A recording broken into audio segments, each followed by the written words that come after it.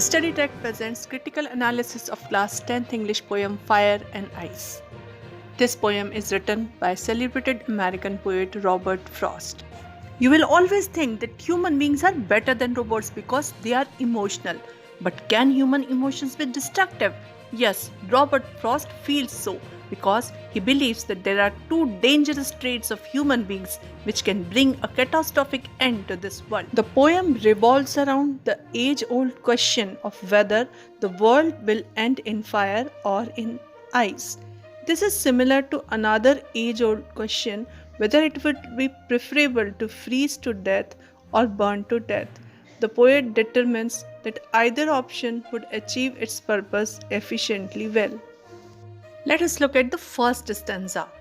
In the first stanza, the poet says that there are two predictions of how the world will end.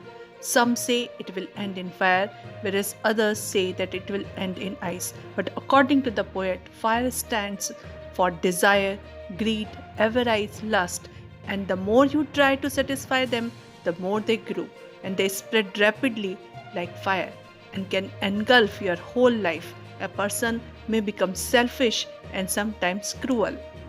So, the poet says that he is in favor of those people who say that the world will end in fire. The poet has used number of literary devices in the first four lines. First and the second line we will find two repetition of phrases some say, which is an example of anaphora.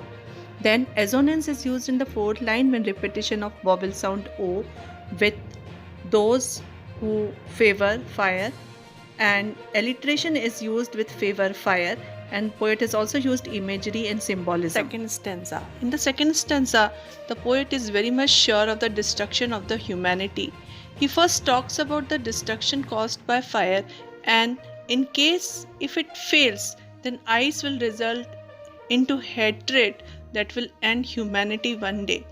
Frost goes on to discuss in a more understated manner the power of hatred, which is symbolized in the poem by ice. According to the speaker, is just as powerful as desire. While desire consumes quickly, hate is just as great and powerful. In fact, by ending the poet with the concept of hate.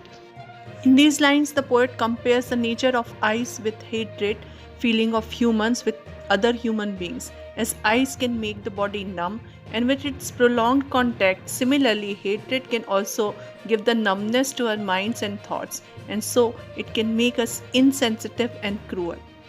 The poet feels that fire and ice are growing with such a speed that the world will soon perish, either way, in fire or ice. The poet uses the literary device paradox in the first line.